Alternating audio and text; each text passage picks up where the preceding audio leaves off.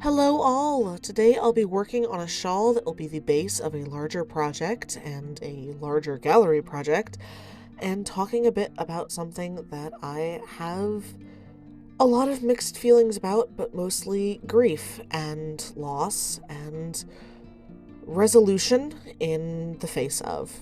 I hope you enjoy.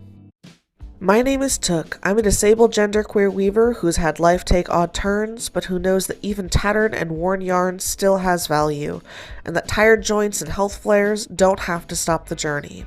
I weave exclusively with secondhand fibers, aided with adaptive warping, HR and OSHA cats, and a wonderful found family. Welcome to Hawksong Weaving, where all our paths are a little bit warped. First, let's talk about the vision for this particular shawl.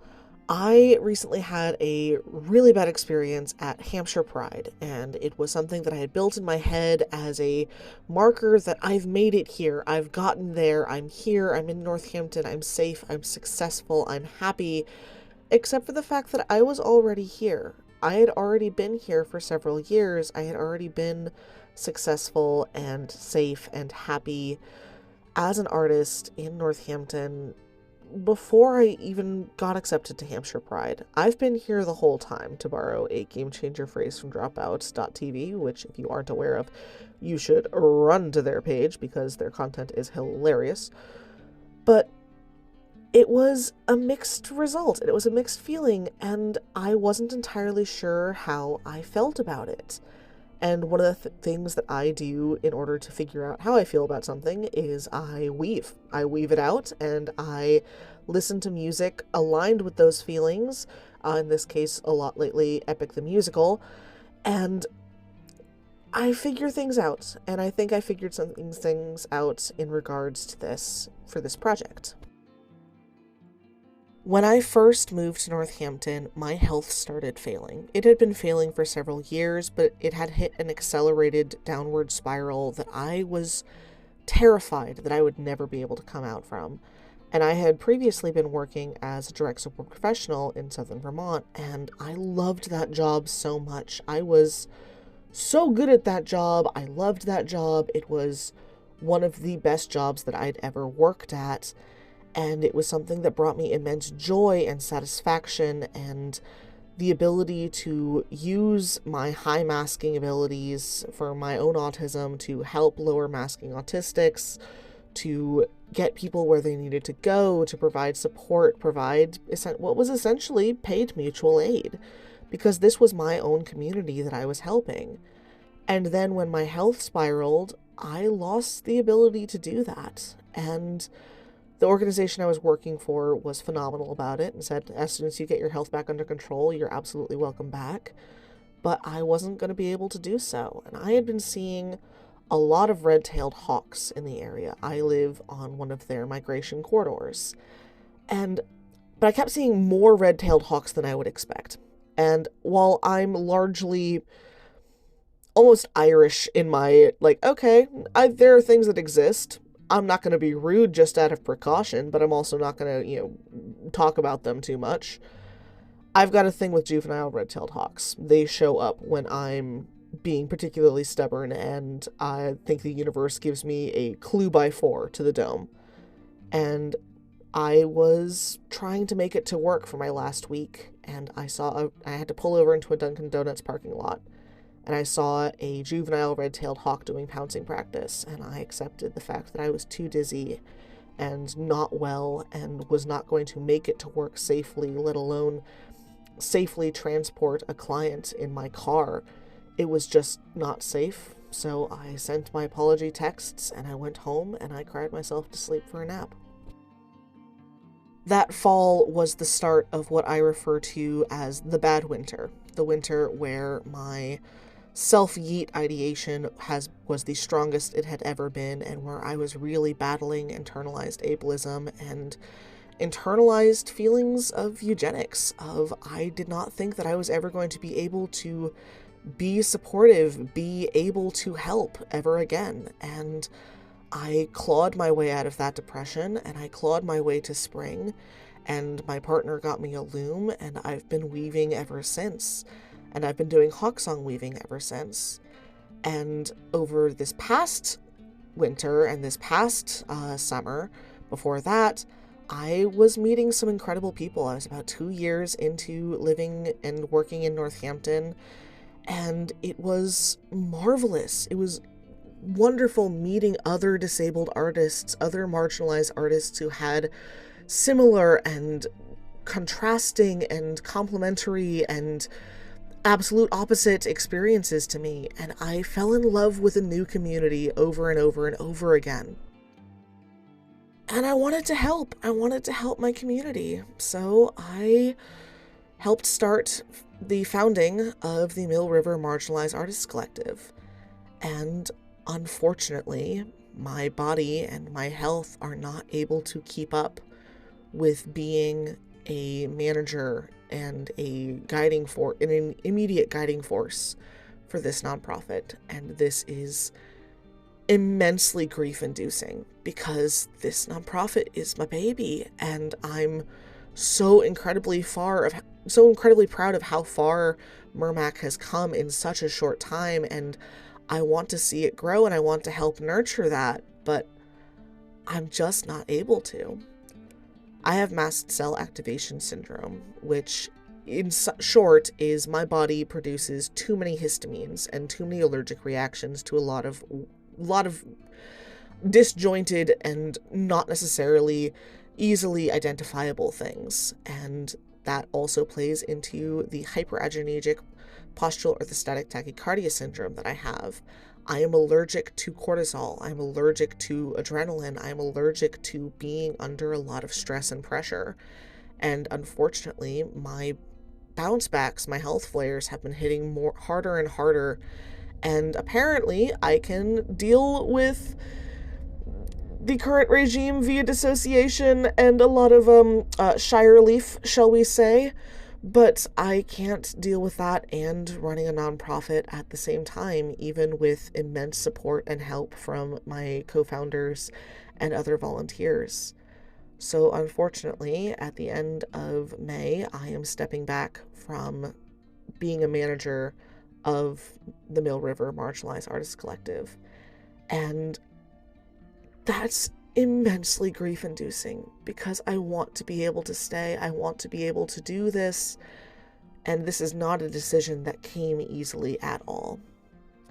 I will still be volunteering via Mermac, and I'll be attending the Vending for You art markets on behalf of Mermac.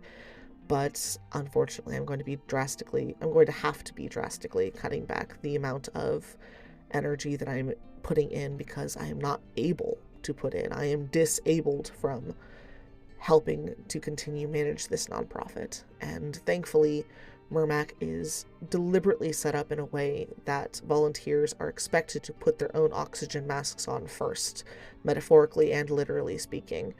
Mermac cannot exist as a nonprofit without folks putting on their own oxygen masks and helping themselves first.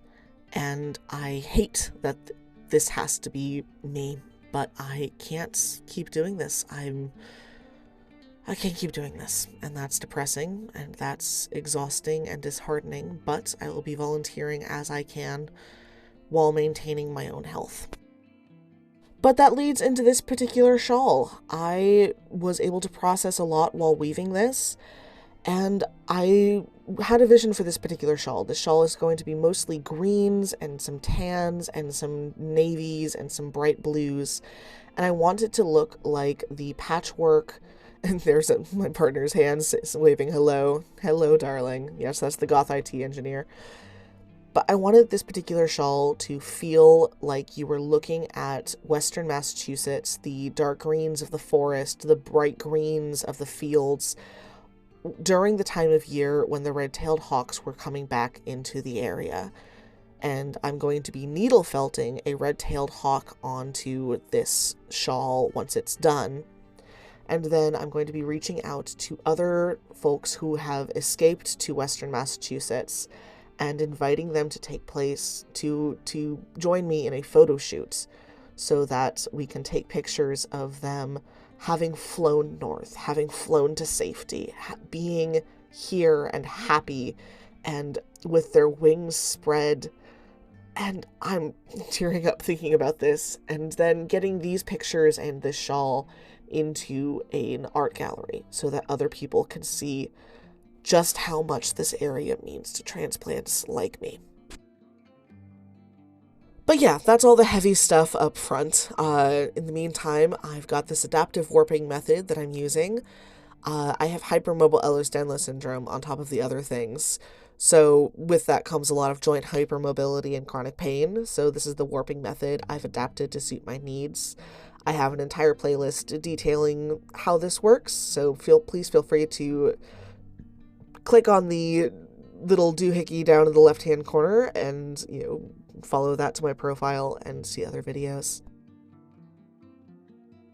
Now that the warping threads are done for this particular panel, I usually use 3 panels for my shawls because I have a fairly narrow loom. This is the 15-inch wide Shocked Cricket, in case anyone is interested in purchasing one for themselves.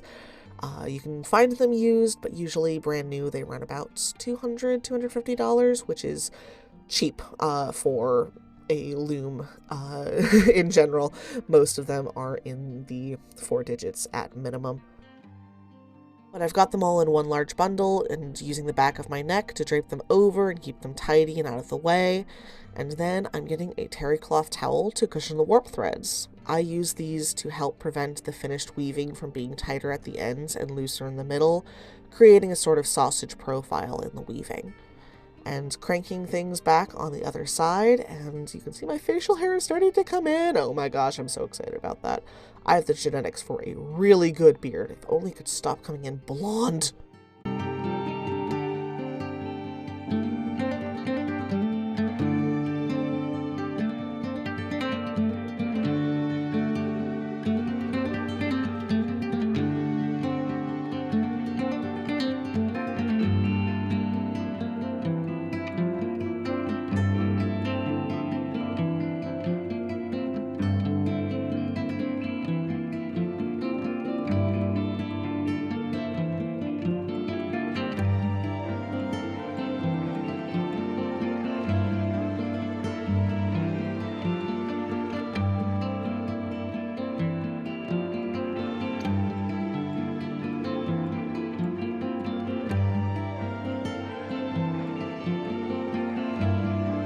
The way I warp has me cutting the warp loops at the end of winding the warp. This is what's easiest on my body. It won't work for everyone, and that's okay.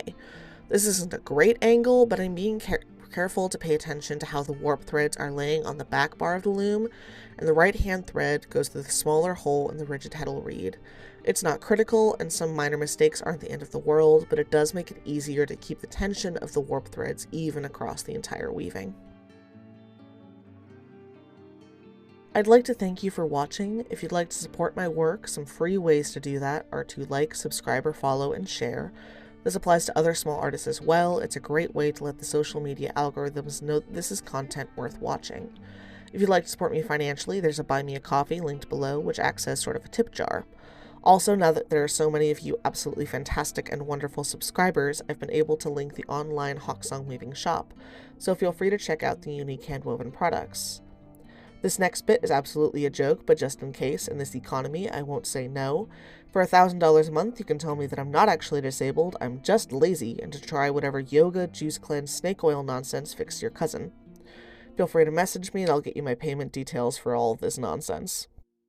If you'd like to join and subscribe, that would be great. There's a thriving fandom of what they've started calling themselves yarn brats, because everyone takes schadenfreude-esque joy in watching my imposter syndrome be forced to reckon with reality in real time, and watch me be utterly flummoxed by good things happening to me, and also watching my cats bully me, because they're a bunch of yarn brats.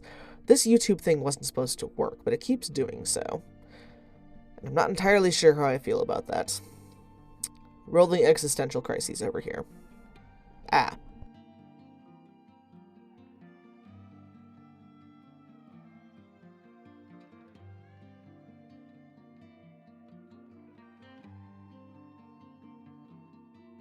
Attaching the warp to the bottom apron bar is pretty easy. I finger comb it, get it separated into bits about 4 to 5 warp threads wide, Separate these bits into two and then do a half hitch tie to the apron bar.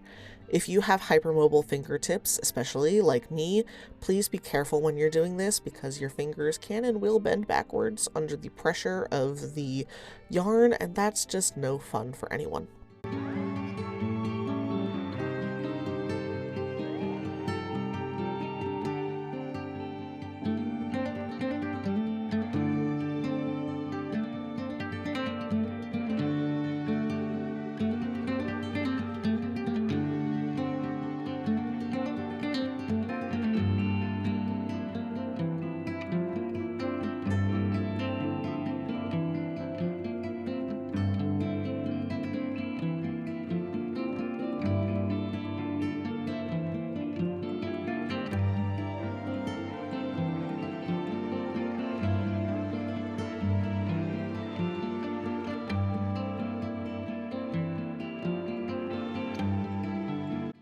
Getting the second terry cloth towel in place and just sort of tucking that up and under behind, and then cinching things down, and then comes the actually exciting and fun bit for a lot of people, but I honestly find this warping method really fun too: weaving.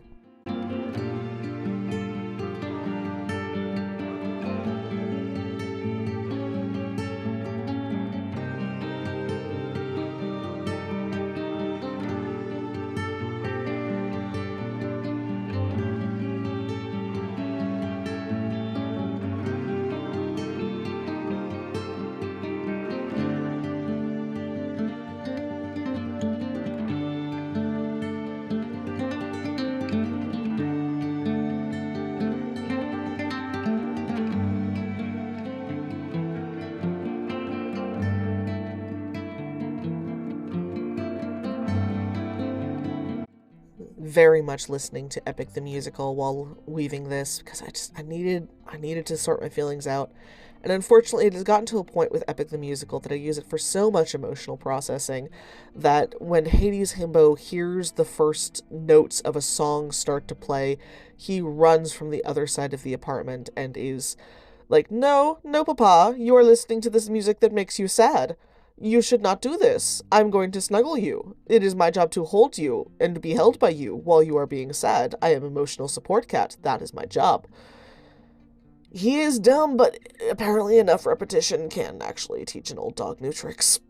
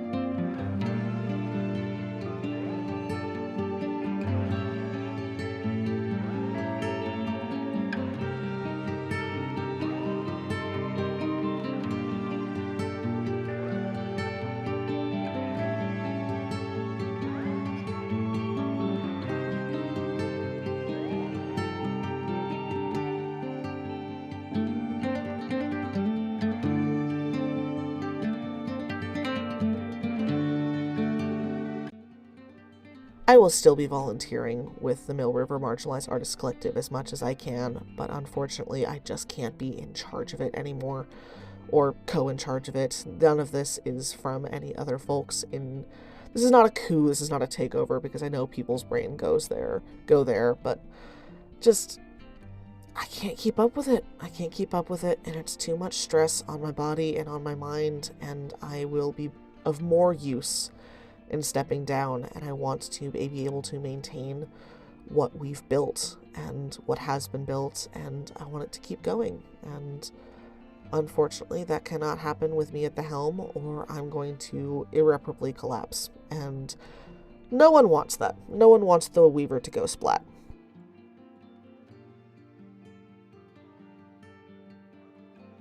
tying off the panel fringes, and I've got a freshly peeled or shaved Hades right next to me because you peeled my sheep.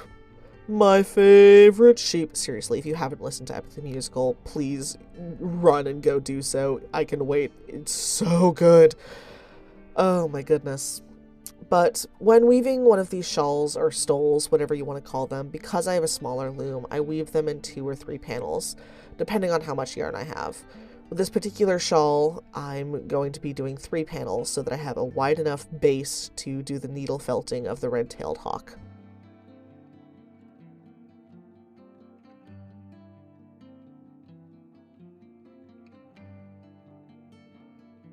And now unrolling and getting my first glimpse at this particular panel, and it's so pretty, it's so soft and wonderful, and it really does remind me of the patchwork that is the landscape of Western Massachusetts. The deep greens of the forest, the bright greens of the fields, the blues of the rivers and lakes and streams and ponds reflecting the skies. I love this area so much. I don't think I'd ever be comfortable not surrounded by at least a few mountains. I'm down in the valley, but I'm able to see the mountains and the hills off in the distance, and it's really good.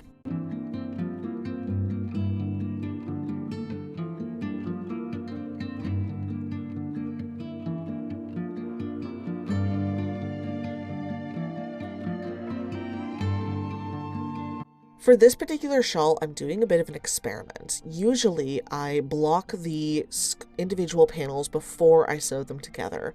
For this one, I'm just going to start by sewing them together. I don't know how this is going to go, but we will see. The way that I sew these panels together that I found works best is to hook the needle through the weft loop of the selvage, or the edge of the panel, and outermost warp thread at the same time, and to do a whip stitch jumping diagonally from each panel all the way up. Because I don't measure these, which irritates a lot of weavers, there are a few points where I tighten one side of the blank and I'll steam block those wrinkles down the line. Again, this is why I make sure to use wool or wool blend yarns for these larger projects.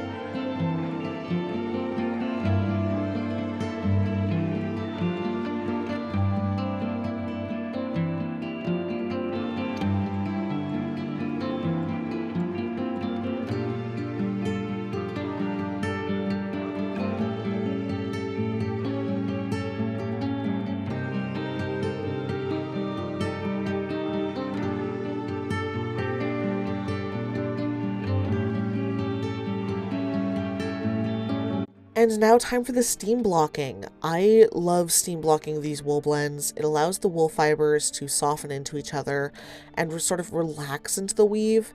Without blocking, you can get wrinkles because the weave tends to be stiff without the added heat and water. Sort of how your back gets when you've been sitting in a not great position for too long and boiling hot water takes care of the knots.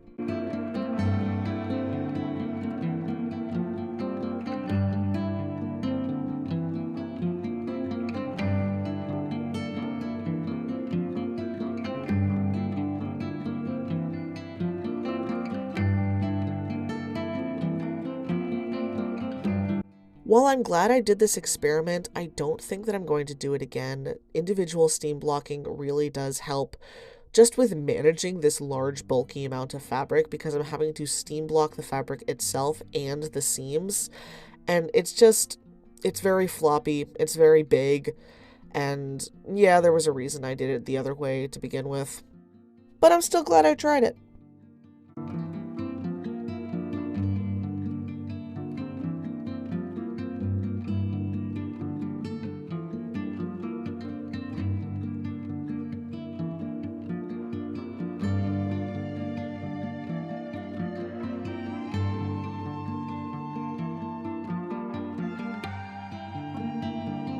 Now that the steam blocking is finished, I eyeball the length of fringe that I want, finger combing to get it all into place, and use the "don't ask me how much I spent on these good shears and trim it." The final step is a few hours of tying knots. I ended up needing to take a break during this because it was humid and my fingers were being a bit too hypermobile, but over time I prevailed and got it done.